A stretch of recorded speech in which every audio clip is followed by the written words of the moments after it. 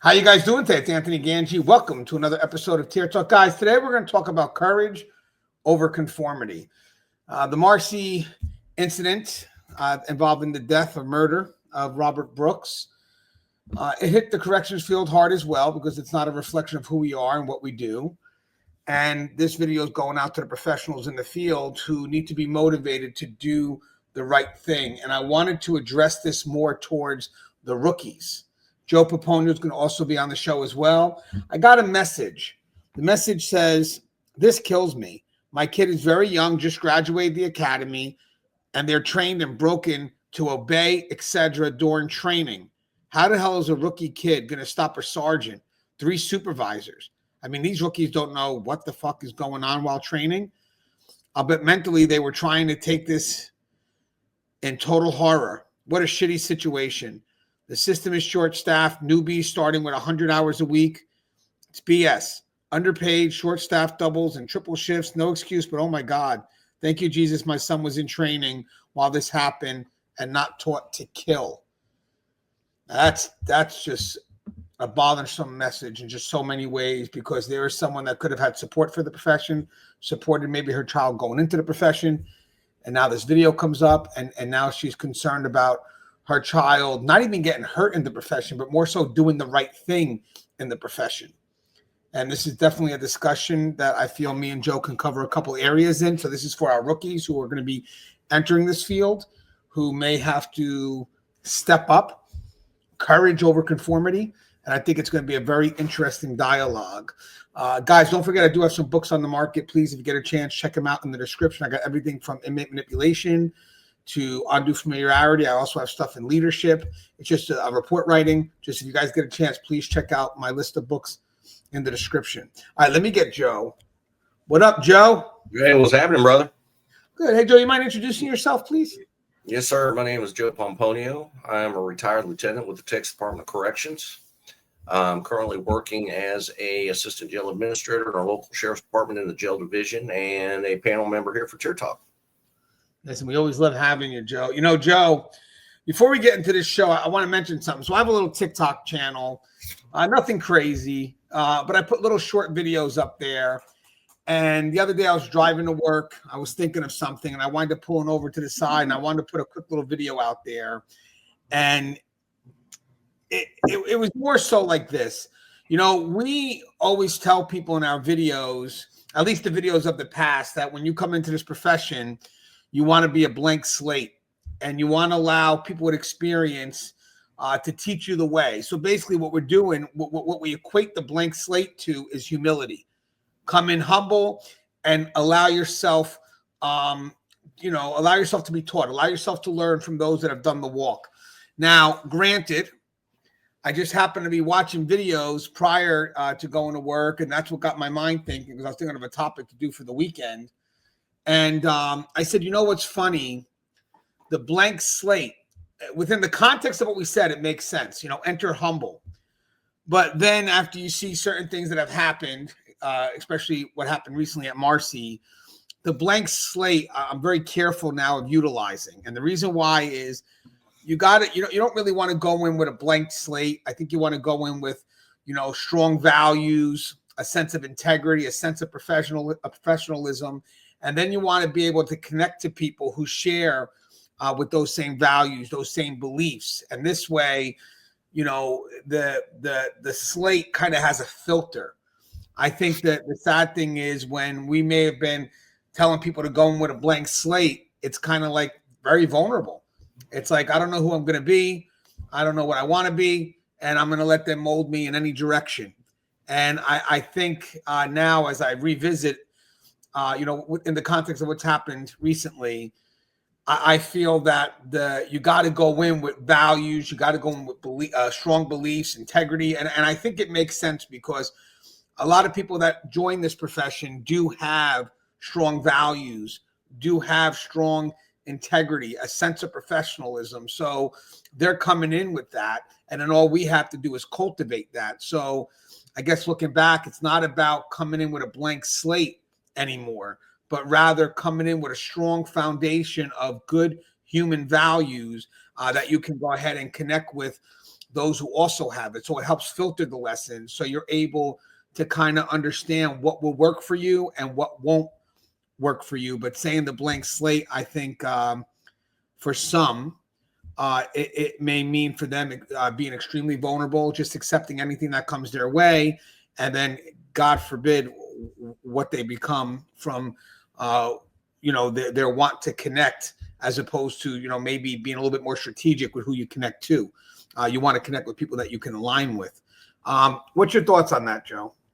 Yeah, I mean, I don't necessarily, and I agree with you. I mean, blank slate was probably a good term at one point in time. I don't think it's so much about coming in as a blank slate as it is coming in with with your core values intact. Not so much a blank slate, but I would probably be more apt to say an open mind. You want to come in with confidence, but not arrogance. You don't want to portray yourself as knowing things that you don't know. You got to be adaptive. You got to be willing to not necessarily change who you are, but change how you do. Because, coming into a correctional field, it's not like coming into any other job that I've ever held. You can learn things, but you have to be open and adaptive to change, because there's going to be some things that you have to tweak on yourself in order to I don't want to say just, to fit in, but to more align yourself with the values and the core principal values of the team that you're going to be encompassed with. Yeah. And as I said, I did title the picture Courage Over Conformity, because again, if you're looking to belong as opposed to looking to kind of connect with the right people, let's say you're looking to belong, which supersedes the want to connect with the right people, then the problem is you will look to conform, because that sense of belonging can become overwhelming. And I want to mention one other thing before we break down the 7 areas I have here. In corrections for a rookie, you are going to deal with a lot of situations that are going to be ambiguous. So you have to know where to look to get your answers. You have to look, and basically hopefully you're surrounded by good, strong senior staff that can help guide you. Therefore, you're never truly alone. But I think this is where the context of what we're talking about today is, again, like Joe said, you got to have those good, strong core values. I mean, that's the potential. That's why we brought you into this profession. So what we do is we cultivate that, we develop that, but you got the spark. So basically, when you're looking around trying to figure out what to do through these ambiguous situations, how do I filter what's right and how do I filter what's wrong? It's got to be filtered with those solid principles that you carry, the beliefs, the core values that I would like to think pulled you in towards the profession. Would you agree with that, Joe? You're muted, Joe. Oh, sorry about that. Yeah, it's when we come into this profession, we're not really prepared for the full experience of what we're going to experience. It's not so much conformity, but like you said, there are a bunch of situations and scenarios that you come across that are going to be very ambiguous, especially when it comes to like uses of forces. Communicating with offenders. People do things in different ways that work for them. And sometimes people do things that kind of leave us unsure as, if we need to participate in that, if we need to be a piece of that. And, that's why, I always valued, our veteran officers, our field training officers, because, anybody in any kind of ambiguous situation, there's always going to be that one person there that's going to lead you down the right path and not allow you to get yourself in a situation you shouldn't be in. Guys, when we talk about the first area here, the rookie's experience and vulnerabilities. Now, remember, the academy should give you, knowledge, but having said that, when you work in the profession, that's when you start to apply it. So you learn a lot when you are at the facility. You learn the application of the knowledge that you're being taught. And that's where knowledge eventually becomes wisdom. So again, for a rookie, rookies often, lack of experience. So rookies often struggle to apply their academy training to real world scenarios, leaving them unsure of how to navigate complex situations.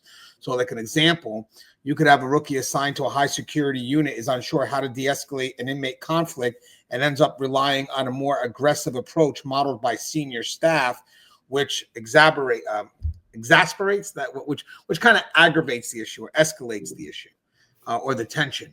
So again, rookies are going to be vulnerable. You know that as coming in. You know that technically your the way you maneuver at the very beginning of your career is going to be very defined by policy. It's going to be very little discretion.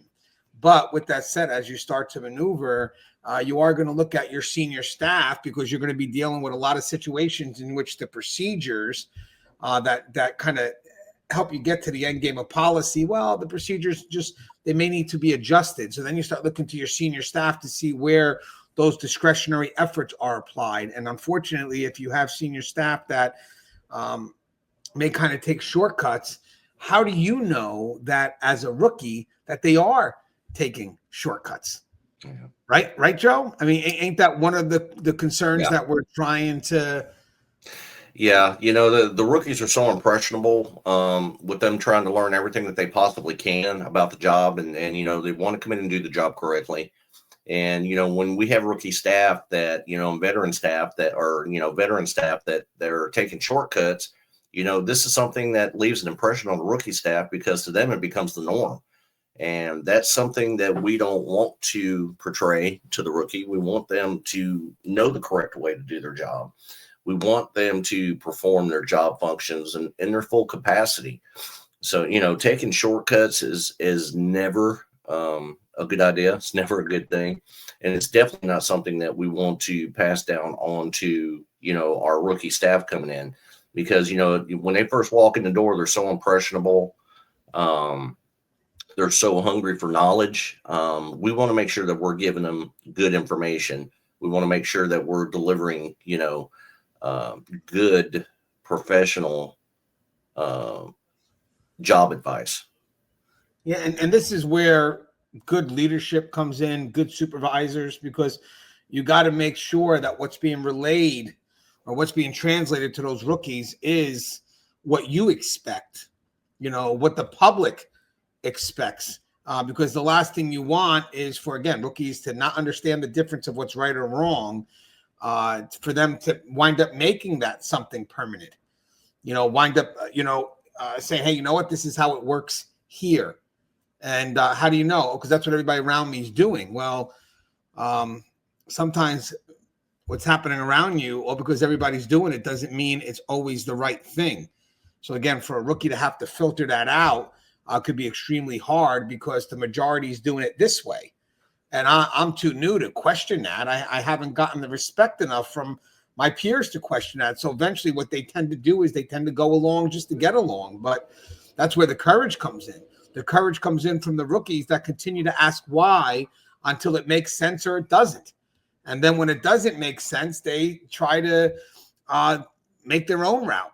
There have been times when I've done that too when I was new, where something didn't make sense and I would basically sell me what you're doing. And if you couldn't sell me, I'm going to go ahead and do it this way. And it's not a sign of disrespect. It's just the information I'm getting or what I've been taught so far says for it to go this way. And unfortunately, right now, you haven't really sold me enough of an argument for it to go the other way. But again, it's tough because you're talking about when a rookie comes in, you're talking about they have very limited knowledge. So the filter that me and Joe are talking about, the filter is really about the solid beliefs that they have coming in. What do they already have that's coming in that we can cultivate? And then that's what their filter becomes. So then I also have the pressure to obey. So the culture of discipline, this is in corrections, and following orders can make rookies hesitant to question questionable directives, even when their instincts tell them otherwise. So the example I have here is during a cell search, a rookie witnesses a supervisor overlooking contraband, but feels compelled to stay silent to avoid undermining authority. So corrections is unique because I think old school corrections, Joe, was really about an authority-driven environment where basically it wasn't about innovation. You just do as you're told. So it was more about compliance over commitment, if you will. Like I demand compliance, and I don't really care what you want to say or what you want to do. I want compliance. I am the person, let's say, in charge. And sadly, when you're a rookie, and you don't have a chance to maybe question certain things, because when you go to question it to your supervisor or your senior peers, instead of them seeing it as questions of curiosity, they may turn around and think that, that's questions of judgment. You're questioning how I do my job. It's like, no, I'm just asking for a better understanding. And next thing you know, it forces the rookie to stop asking questions, and they wind up just conforming. What's your thoughts? I'm sure you dealt with the pressure to obey. Oh yeah. I mean, if it's something that, the first off, the frontline supervision that are going to be the first faces that these new rookies see, are the most impressionable, because we're the ones that help them, put a final layer on their foundation. We're the ones that are going to be, ensuring that they're doing the job correctly, and it's a double-edged sword, because yes, ultimately we want them to learn, the correct ways and be compliant in the way they do their jobs, in accordance with policies, procedures, or regulations or laws. But at the same time, we don't want to discourage them from asking questions. Just because somebody does, ask a question, it's not a sign of rebellion. It's not a sign of mutiny. It's not a sign of, inciting a riot. Sometimes they're just seeking clarification. Not everybody, can understand things the first go around. And, myself included, there are times where I've asked, just to seek clarification, because I want to make sure, that I'm doing the job correctly, because I don't want to do something just because somebody says, this is the way we do it. I want to understand why we do it, because I want to ensure that I'm doing it correctly. And that's something that we need to, as frontline supervision, and even some of the higher leadership on a facility, they need to be communicating with their subordinate staff to make sure that the door's open, that line of communication's open between you and that rookie. Until they feel comfortable enough, when they stop asking questions, it's one of two reasons. Number one, it's either because you've either bit their head off, or you have, given them just because I said so. It's, just because the I say so attitude, that's not the way we need to conduct ourselves with these rookies. We need to be fully thorough in our explanation. We need to be transparent with the way and why we're saying it. That first impression is a lot, and, don't take it to heart just because they come to you with a question. If they're coming to you with a question, it's because they want to know, and there's, times where I've told people, there's no such thing as a stupid question. I don't care if you think it's stupid. I don't care how stupid you think it is. The only, stupid question is the one not asked. So ask the question, and, the frontline supervision needs to be open and be able to communicate with these people, because they're hungry for the knowledge, and we want to ensure that they have the correct tools to do the job. Yeah. And I want to also mention, guys, that's why you need someone that they can go to, where they can be themselves when they first come in, kind of gives them the permission to learn, someone that makes them feel included, so they're not afraid to ask questions, or maybe talk about something they observed that doesn't feel right. That's where one of the things I have here is also for the rookie experience and vulnerability is the cultural shock. The harsh realities of the correctional environment, including manipulation and violence, can be overwhelming, especially when rookies are exposed to unethical behaviors early on. So we have the example of a rookie shock when a senior officer mocks an inmate's medical condition, but they feel powerless to intervene or speak up. The unique thing is, I remember, like, back in the day, we would kind of tell people, if you feel uncomfortable with something, it's okay to mention it. But you know what about if the culture doesn't allow that? What about if the culture at some point could be oppressive? The rookie is not going to be willing at this vulnerable stage to go ahead and want to have that one-on-one with that senior officer and tell them, I feel comfortable about what you're doing. I mean, there could be some rookies that do, and it takes tremendous amount of courage. But there are going to be some that I'm like, I'm something doesn't feel right, but I don't want to have conflict. I just started the job. So they push that feeling down. And the unique thing about that one feeling that they're having is that's probably part of, those core values, those core beliefs that we talked about that are on the inside that he's now pushing down or she's now pushing down because they're afraid to bring it up with the officer that could be doing it, or maybe even ask questions as to, hey, why did you do that? I don't know. I'm not familiar with that. Or I'm not, maybe you can explain why you went that way. That's why I feel that you got to have that senior officer that you could work next to, like a good field training officer that advocates for the rookies. Let's just put it that way, that's there for the right reason, is willing to work with the rookies and deal with the conflicts that could occur between more experienced staff and rookies. But they're there to advocate for the rookie and let the rookie know I'm there for you. If you have any concerns, I'll support you. I'll guide you through it. And I think that helps a lot, because I'll tell you something. When you're new and the environment's ambiguous and you're going through a culture that, your concerns could be, if you do something right, you could get retaliated against, which we'll talk about in a little bit.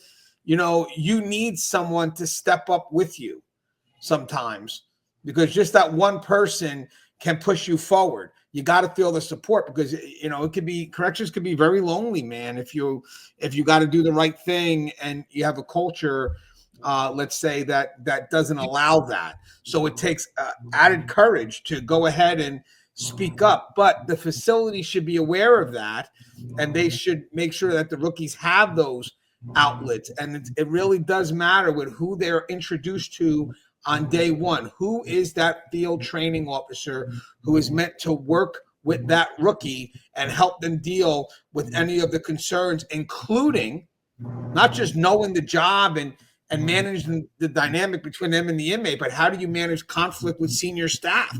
And it's not always going to be, well, you just got to shut your mouth. No, they got to be able, if they have a concern, how do they deal with it? What if they go to you? What are you going to do?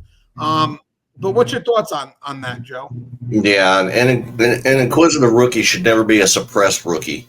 At no point should you have to feel like that you need to suppress your inquisitive mind for fear of walking on eggshells around anybody, because you're afraid to ask the question because of the, do as I say, don't do as I do mentality.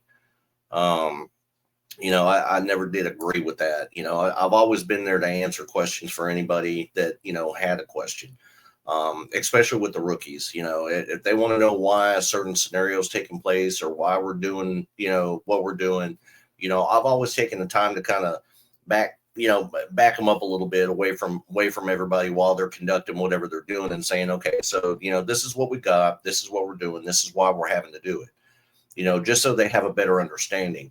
You never, never, never, ever, ever want to suppress somebody's questions as they're first coming into this profession, because again, if you suppress somebody long enough, they're just going to shut down. They're not going to ask questions anymore. They're just going to kind of go along to get along, and that's something we need to quit promoting. Quit telling these people just to do it. Be transparent, with them, give them a piece of that knowledge. You were that rookie at one point in time too. And how did it feel when somebody told you to just do it? Don't worry about why, just do it. How do you just got to remember how that made you feel as a rookie. And I still do to this day.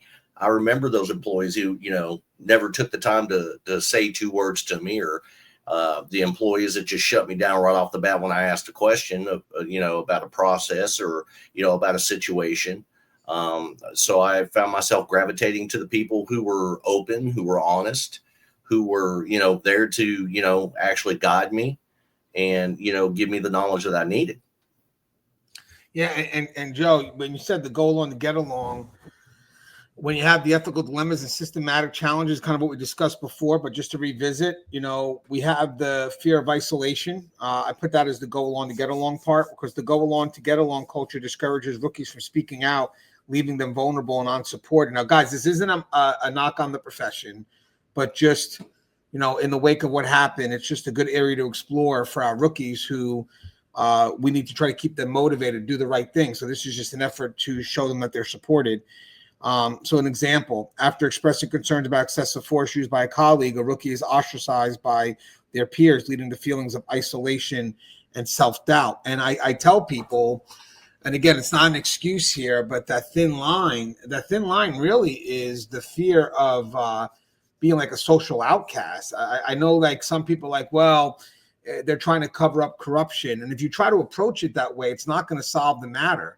The way to get more officers to speak up if something's going wrong is to show them support, put mechanisms in play that support the actions to do the right thing. Because their greatest concern is, as we mentioned, the fear of isolation or the fear of retaliation.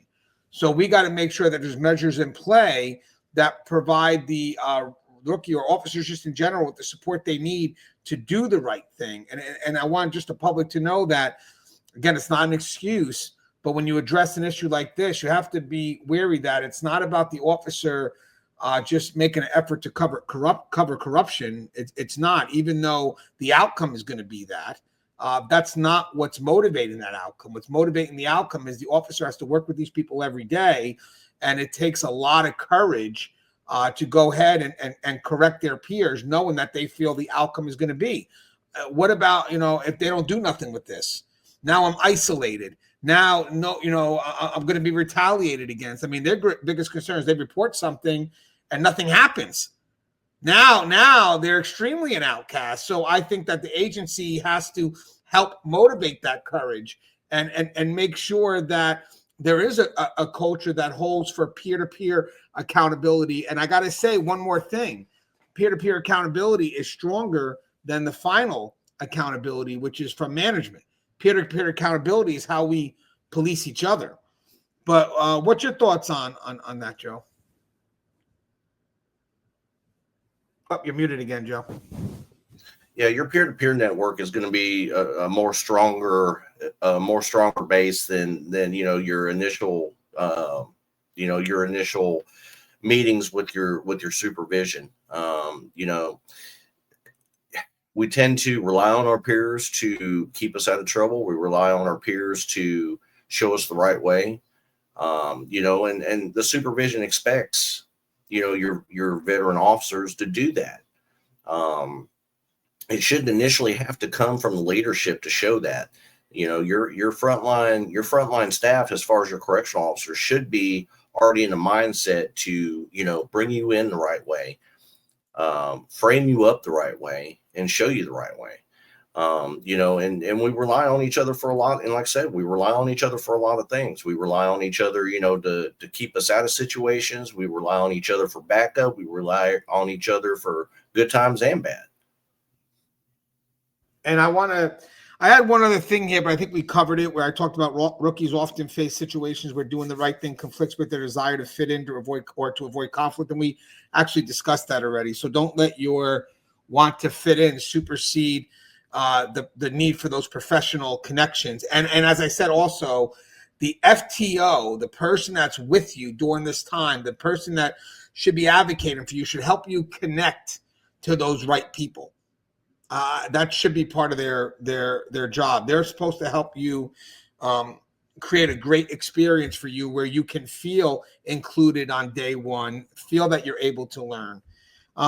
The next part I have, and we kind of touched on it briefly, but I want to revisit it because I think this could be a bit overwhelming for someone new that's coming in, is navigating the chain of command. So I have a couple of things here.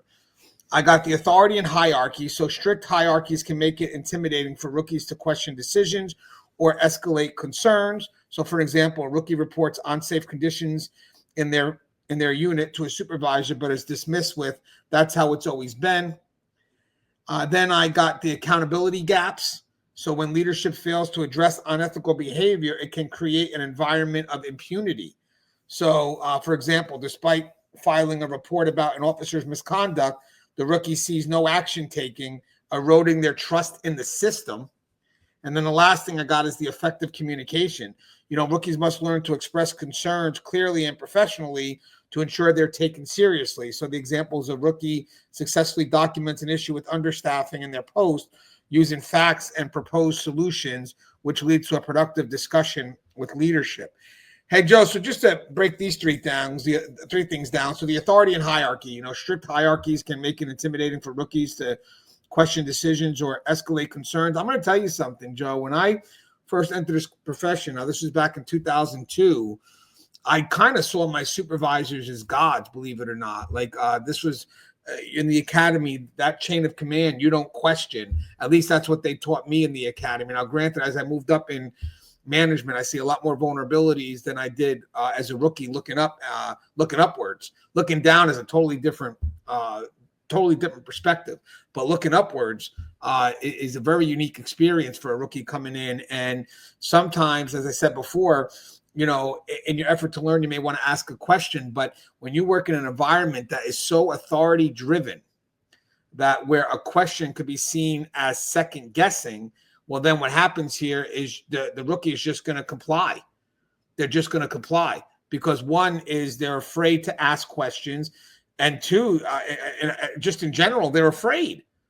So, if we don't provide directives in an effort to help them understand, what these things are for, there's a good chance that the rookie will, wind up falling into that 100% compliance. And basically, as you said before, just go along to get along because they accept things as this is how it is and how it will always be. And now they can't. Now, this is on the lesser scale, they won't be able to separate practice from policy because that's a thing. Or if it's a culture that they're already walking into and this is all they know, then to be honest with you, this is their foundation. Yeah. This is what they compare everything against. So, if that's their initial introduction to the culture where maybe you have a culture that's not where it needs to be, the rookie's not going to know that if the only thing that they're introduced to is a culture that is negative. So, I mean, that authority and hierarchy, that demand for 100% compliance, I get it during emergencies it's needed. Don't get me wrong.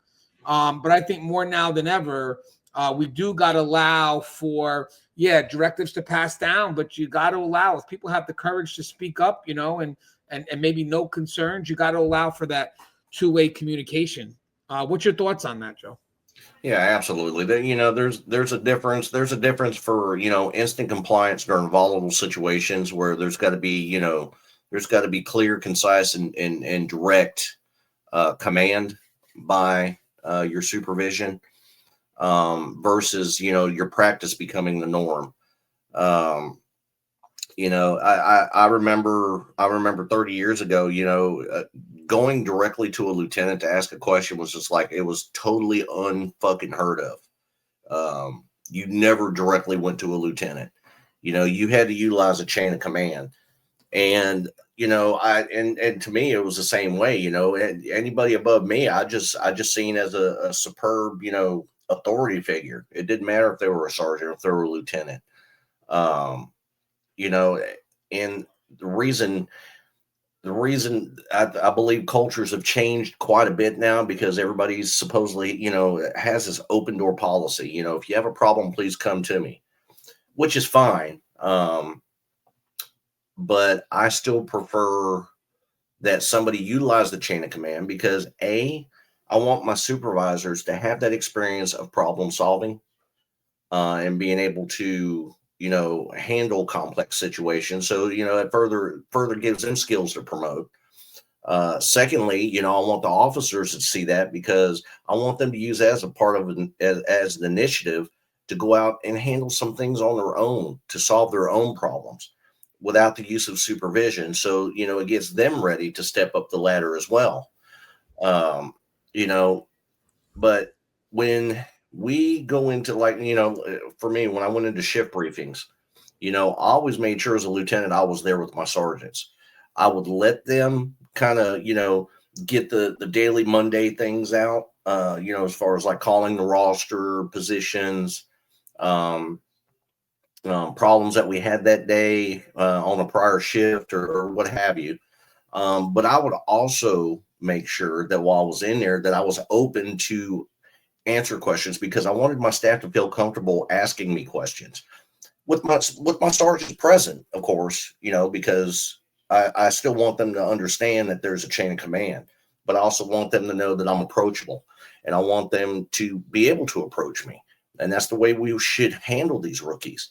We want to be there to answer their questions. Even if we're walking around doing our rounds and we're one-on-one with these rookies and they say, "Hey, Lou, let me ask you something." Sure, shoot. But when it comes to everyday problems and issues, that's something that I prefer that they, go to the sergeant first, give them the opportunity to settle it and handle it. But, any questions regarding career choices, any questions regarding the directions that they want to take, I want to make myself approachable for them. Yeah. And open door is not a circumventing chain of command. It's just an open door. I mean, you got to have an open door because you got to know what's truly happening in your facility. So management needs to have some level of some open door. But again, it's not in an effort to circumvent. I mean, granted, sometimes management also, we could break the chain of command going down, which is not always good, because then you wind up leaving people that are directly under you out of the know. And it hurts you more, because now I think the higher you go, the more you try to automate the process, because your area becomes a little bit bigger. Yeah. So, when you start jumping the chain of command, you start actually micromanaging, and it just becomes too much. The accountability gaps. So when leadership fails to address unethical behaviors, it can create an environment of impunity. I'll be honest with you, when I look at the incident in New York, I can't help but think that's the outcome of that. When you have concerns and they're not addressed, and then people just step it up a little bit, each and every time. The speed limit's 65. Let me see if I can do 66 and not get caught. Let me see if I can do 67. Let me see if I can do 68, all the way up until someone mentions something. But the funny thing is, when you get caught, it's funny, because the foundation it's no longer 65, it's 79. It upped because you've tested it. So I do believe that when you have those gaps of accountability, it's going to wind up creating a culture that is going to lean probably towards the negative.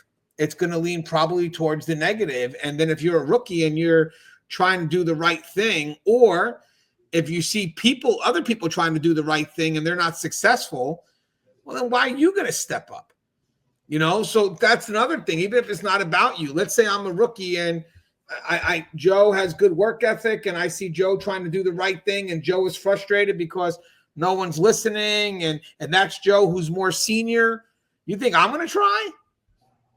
I'm not going to try. If Joe can't do it, I can't do it. So it's very important that leadership does hold staff accountable, because if you don't hold people accountable, you might as well just be permitting the behavior.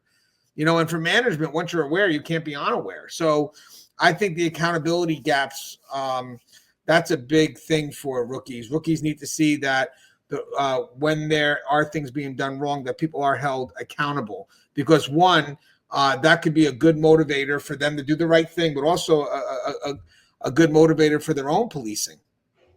What they need to do for themselves to be on point and to be that professional. What's your thoughts on that, Joe? That makes sense?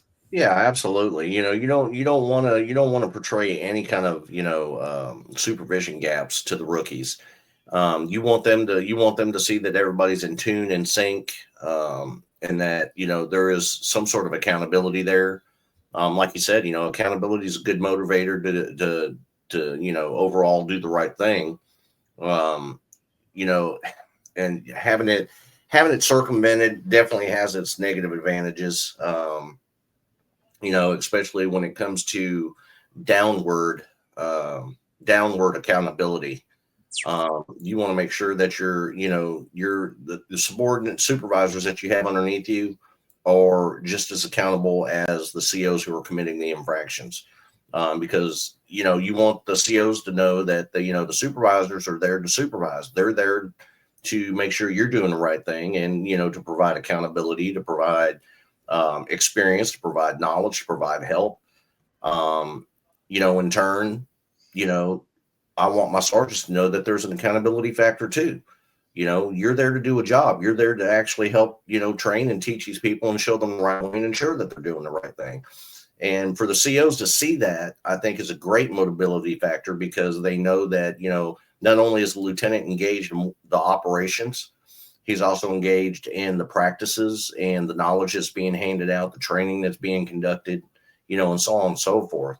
I think having a visible, open accountability system is a good thing. Yeah, and then the last part for this part one section was communication, guys. I mean, that's simple enough. I mean, if you have a concern, you got to be very specific, and sometimes that could be the scary thing. Like if you had a concern that you need to bring up to, let's say, a supervisor, or even maybe discuss it with your field training officer, you have to have the courage to be specific. Generalization, you really can't do nothing with. Hey, what do I see if officers aren't doing this or doing that? And the field training officer may say, well, can you be more specific so I can work with you? Well, I don't want to say their names. Well, then I how am I supposed to help you? Because sometimes, again, that's why you got to have a field training officer that really wants to advocate for the rookies, because the more specific you can provide, the more we're able to help. Because then people are like, oh, well, I don't know, the facility wasn't able to help me. Yeah, because you just gave a bunch of generalities. Maybe it would help, because here's the funny thing too. Your perspective could also be kind of skewed because it's new. So the more specific, the better, because then the officer that's trying to help you, an officer that you can trust, of course, has context. If you keep on telling me things in general, I have no way to see the objective perspective behind that. All I see is your subjective interpretation. Maybe there's a reason, but I'm not going to know because you're not specific. But once you're specific, then you're able to address it in as a senior officer or a field training officer a little bit better with the rookie. Well, I know these guys, they've been here. It's a little bit more easier for us to go ahead and try to get to your specific concern, as opposed to saying something like, hey, everybody's doing it wrong. Doing what wrong? Who's doing it wrong? Because I've seen good field training officers that would literally say, so who did that? Oh, Joe. Yeah, you know what? To be honest with you, I know Joe was your partner that day, and he does have some good qualities. Don't get me wrong, but when it comes to running a unit, you should follow Ganji. That's one of Ganji's strengths. I have building integrity and confidence, which is next. I have it where personal values. Now, remember at the very beginning, this kind of plays out again. We talked about the blank slate. And not to reiterate as much, but again, you're when you get hired into corrections, you're hired for your potential and what people can cultivate you to, not transform. You got to have a spark, or that's how it used to be. I like to think that's how it still is, but you got to have a spark, and then you got to be able to grow from that spark. Again, we don't transform, we cultivate. So granted, when, we talked in the past, I think in context, what we meant to say was act humble so you can learn, so you can be cultivated. A lot of people may have taken, going with a blank slate as not having anything going in. That's not true. You got to go in with the values and the stuff that was noticed when someone decided to hire you. Oh, this person has a spark. Bring that with you. Bring that with you. You got to have something. So bring that with you. So as I have here for building integrity and confidence, I got, the personal values. Adhering to personal values helps rookies navigate ethically challenging situations. Example would be a rookie refuses to participate in smuggling contraband for an inmate, even when pressured by a peer, reinforcing their commitment to integrity. So at this point here, to be honest with you, this is just a person's integrity coming in, their trust in their professionalism and what they're doing. So when someone asks them to do something wrong, even if, God forbid, the peer, the more senior officer, is trying to push the person to do it, this rookie can easily say no, 100% no. Why? Because this is against everything that I am. So it's more personal. It's not even about the profession. I connected the profession to what I align with. So now this shakes my foundation. So I'm not moving on that. And that's, to me, even a better picture. When you're able to align your personal values with what the profession expects, you're unshakable. You're unshakable. But if your values for what you do is only determined by the profession, well, you could be shaken. Once the consequences get minimized, you could be shaken. I have also developing confidence, Joe. I have confidence grows through consistent ethical decision-making and positive outcomes. So after handling a volatile situation calmly and professionally, the rookie earns respect from both staff and inmates, which boosts their confidence. And I also have mentorship. Mentors provide invaluable guidance and serve as role models for professional conduct. And examples: a veteran officer teaches a rookie how to maintain professional boundaries, with inmates helping them avoid manipulative traps. But I want to say mentorship is an approved relationship that goes two ways. And it's a mentorship goes way beyond just the job. It winds up relating the what you learn to life, application in life. But Joe, the building integrity and confidence, the personal values, developing confidence, the mentorship. I mean, what's your thoughts? There's a lot there too. Yeah, I mean, all three of them are imperative. You want to make sure they got good foundation blocks. You want to make sure that they perform their job with integrity. I think it's very impersonable that we instill, in the early days, and let them know that, if you even think about smuggling contraband in, I'll be the first one to walk you out of here in handcuffs. We need to make that impression. We need to make them understand that, integrity means everything in this profession. As far as building their confidence, absolutely. The confidence and the mentorship to me is kind of a hand-in-hand thing. Mentorship should be a system of open and honest communication and feedback, both positive and negative. I've had FTOs that have come to me, with concerns that, some officers are seeing on some shifts or other shifts or even my shift. And I encourage these FTOs because I want the FTOs, number one, to understand that they're the voice of the rookies. They are there to, give the rookies the confidence and the building blocks and the know-hows. And when the FTOs come to me, that shows me that the FTOs are ultimately engaged with these rookies as they should be and how they should be. And I want them to be confident enough to be able to come to me.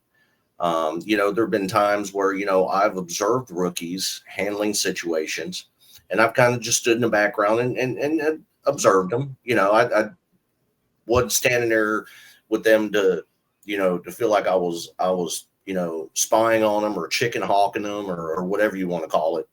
But I would let them handle the situation. And if it was going smoothly, I'd let them proceed. If I think, if I seen that things were getting out of hand, I'd kind of step up beside the officer, just to kind of give them some sort of support. And, I'd still let them handle it until it got to a point where I needed to intercede.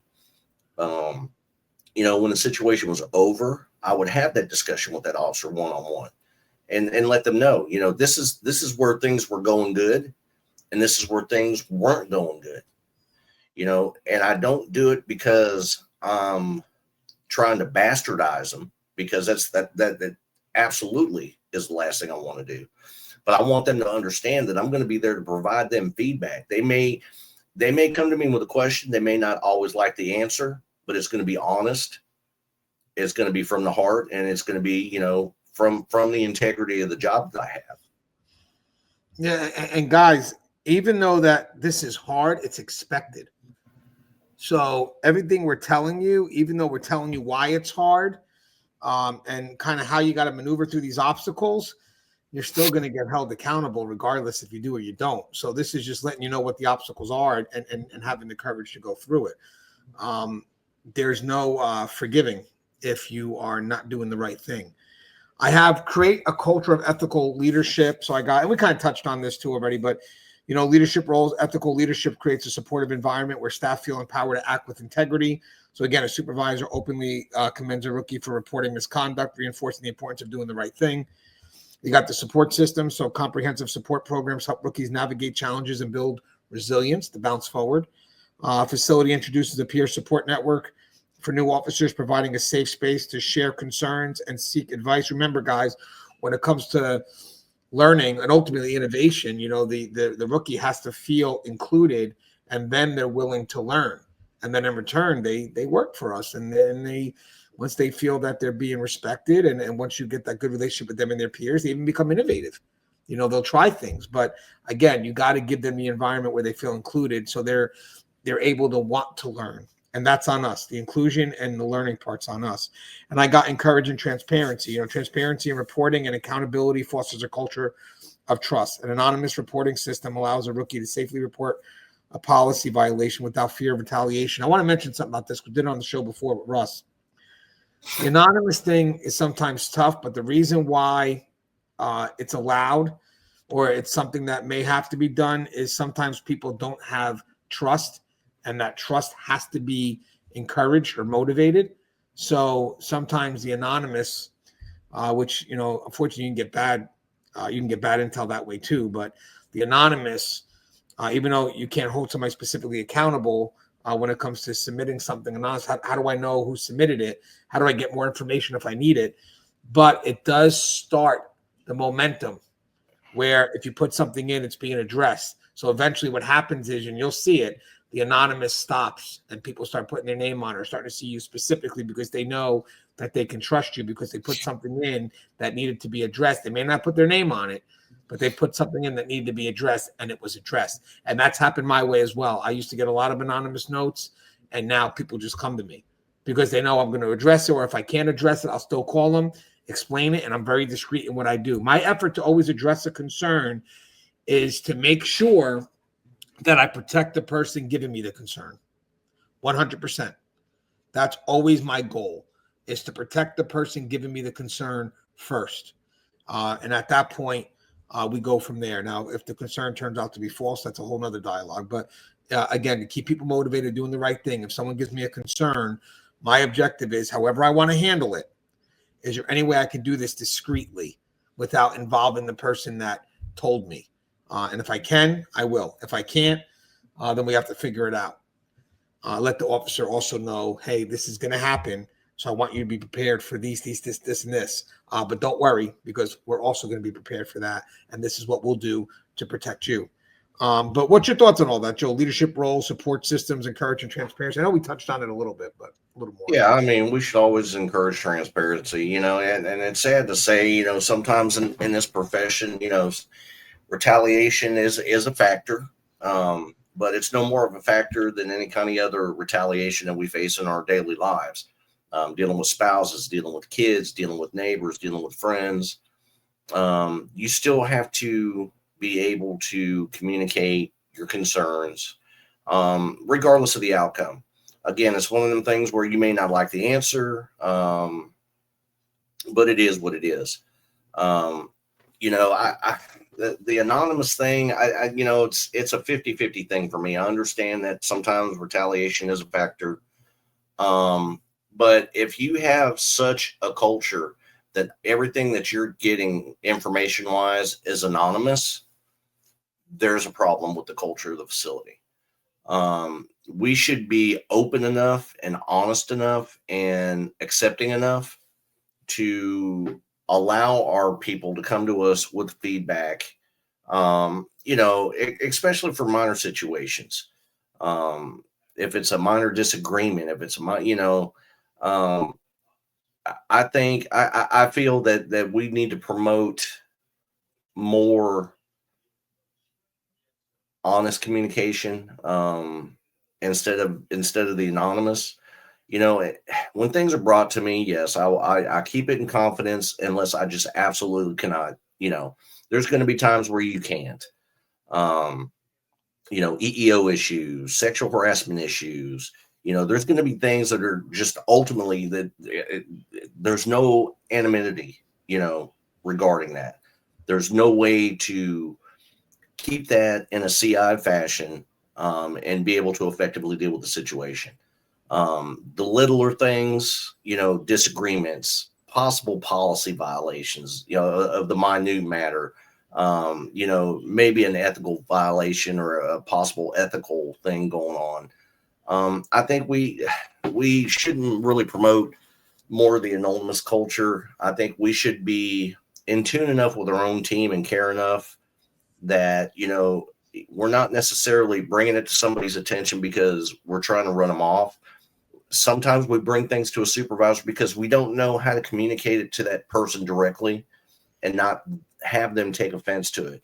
You know, sometimes I'm doing it because I want to see them save them from themselves. I'm not doing it because I want to run that person off. It may be a genuine concern. Hey, this person may get themselves hurt doing this shit, you know, or they may get somebody else hurt doing it. I don't want to see nobody get hurt. I don't want to see nobody lose their job over something, you know, stupid and minute. I think, you know, we just need to promote a better culture of accountability, not only with each other, but in being able to communicate concerns either, you know, laterally or upwards or downwards. Yeah, and I want to mention for the last thing here, it says solution is systematic reform. You know, rookies, you're going to be part of it. Anytime you do something right, does impact the culture in a positive way. And our efforts always is going to be to kickstart that momentum and keeping things positive. And I like to think all of us are a part of that, from senior officers, management, all from, you know, all across the board. You know, we're all a part of trying to do something correct and keeping that momentum moving forward where we need it to be. So I also put here for improved training. So real world scenarios and ethical decision making should be central to academy training. So, for example, a training program incorporates role playing exercises where rookies practice handling ethical dilemmas such as witness and misconduct. I think that's not a bad idea. Accountability measures, consistent enforcement of policies ensure staff at all levels are held accountable. So a correctional facility implements routine audits to identify and address areas where ethical lapses occur. And then policy changes, policies that protect. We talked about whistleblowers and encourages staff to report issues without fear of reprisal. So a rookie reports excessive force used by a colleague, confident that they are protected by the facility updated whistleblower policy. I got to mention that kind of relates to exactly what you said, Joe, where you're right. You really don't want the anonymous route, because what is that really saying? That there's no trust in the facility. But when you're trying to rebuild that credibility, it may be something that you have to put in there because you're going to have to prove yourself. So I think that's more the agency saying, you know what? I think it takes tremendous vulnerability from an agency to admit, like, you know what, we've been doing this wrong. And if we want to promote the right thing, until we get trust, we may have to put up those anonymous things, because just saying, I'll support you if you do the right thing, it's not good enough, because I don't think you've had before. So with that said, how about I report some stuff and I don't put my name on it, and we'll see where it goes first. You know, so I think I like what you said, Joe. It's important. If that's the measure you have to do to promote a culture that should be going in the right direction, man, you got to look at your culture then. Like if you have people saying, well, you know, I'm not, you know, why? Well, because the way the culture is here, then you're right. You know, I'm going to do the anonymous notes, but in the process, because I do want to know what's going on in my facility, I'm going to know why I have to do that. Why do I have to? What are the culture here? What's the cliques here that's preventing people from doing the right thing? Because you're right. In our position as officers to do the right thing, we should stand proudly behind the name of anything that's misconduct. If I report something, put my name on that, stamp it up, because that's part of my job. My job is to report misconduct. So here's my name. But when people are starting afraid to put their name is, you're right. You know, what is with the culture that's stopping you from putting your name on? Are you saying that because you're doing the right thing that you're not going to be supported by the peers? And that's a problem, because then again, what else are you not reporting? What else is not being reported? You know, what's funny is I remember, you know, sometimes there was good old boy cliques, but eventually they wind up pushing so many people out that the majority is the people being pushed out. So if only they would just get together. It's funny because sometimes these good old boy cliques, they're small in number, but they're connected, and they're not really connected for the right reasons. They just have shit on each other. So what they do is they stay connected because at any moment you want to mess with me, I can mess with you. So it forces them to stay connected, just not for the right reasons, but it is actually it's a weird type of bond. It may be strong a little bit, but not everlasting, but a little bit for an outsider to try to break. But eventually they start pushing more and more people out, that if the majority that were pushed out would get together and create a bond that's not superficial like this one, the good old boy cliques wouldn't exist. Yeah. You wouldn't have goon squads. What's your thoughts on all that, Joe? Yeah, we're talking about the anonymous thing. To me, too much of the anonymous thing shows that the culture lacks accountability, and integrity. We should be able to put our name on something and not fear repercussions because of the fact that we may be reporting a dirty employee who may be bringing in contraband of some sort. We shouldn't have to be afraid to report that anonymously. Um, you know, it's one of them. It's one of those where that type of scenario. You're if you're willing to put your name on it, it's because you give a shit about the rest of your staff. It's because you're trying to keep them from getting hurt, in a bad way from a bad drug deal or bad, something along the lines. It was a culture that I never really agreed with. Like I said, there are exceptions to the rule when things are going on that, it may be a lot bigger than, where it involves a multitude of people.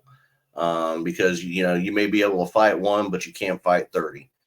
And then I kind of take that into account, given the scenario.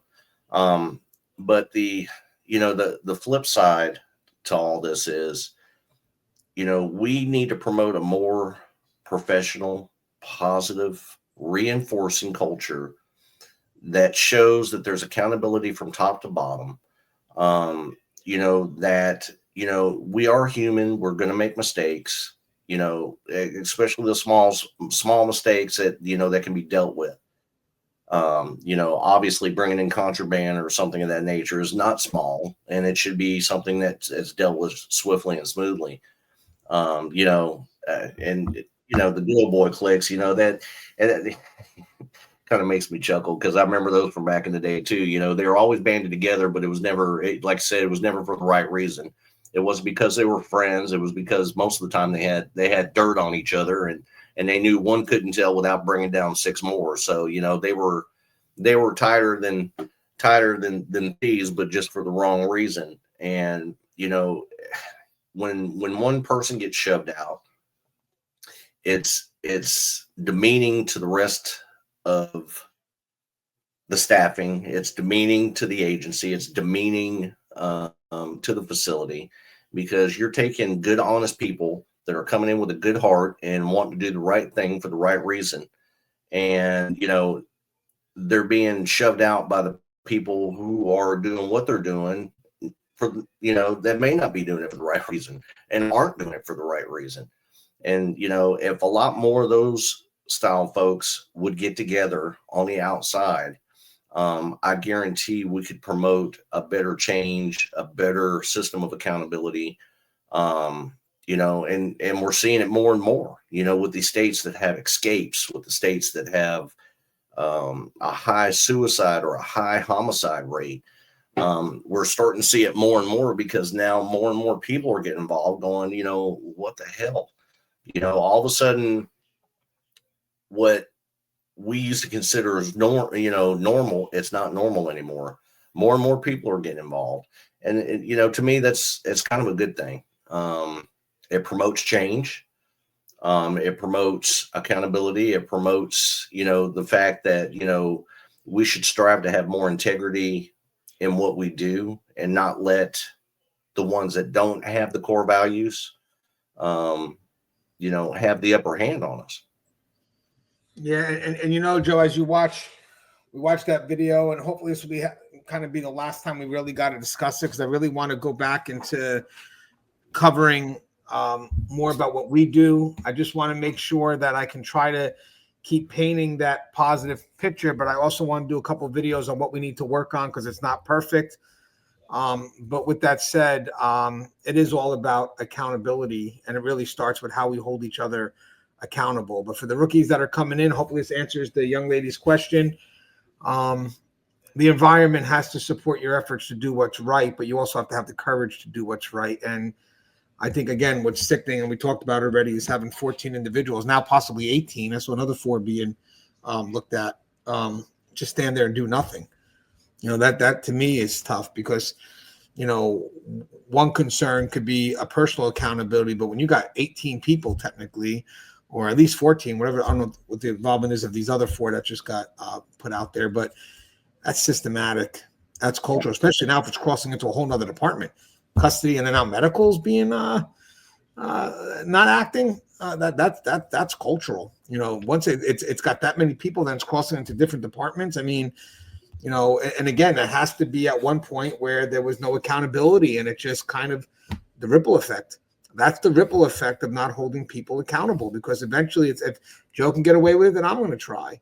And corrections, the environment itself could be tough, and you got to do what you can to make sure you manage the environment in the way it needs to be managed. And sometimes it requires set an example, however that example has to be, but set an example of what will be tolerated and what won't be tolerated. And it's not leading out of fear, but rather respect for what the trust that's been given to us in our position.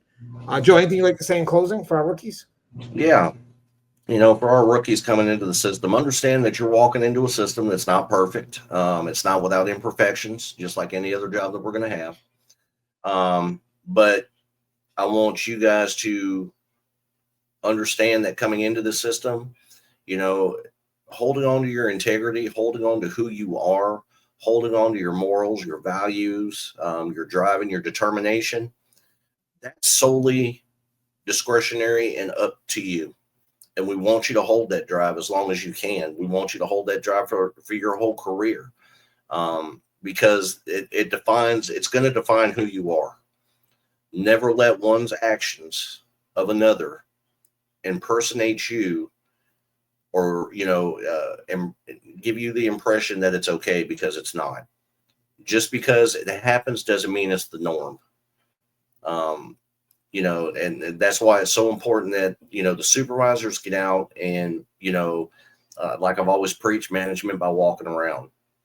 Inspect the process, fix the process, manage the process when it needs to be managed. If you see something, address it. If you don't address it, you bless it. And, and look at the situation that, these 14, possibly 18 officers are in. I guarantee, 1 or 2 of them were probably rogue officers, and the rest of them thought it was an okay scenario because they were doing it.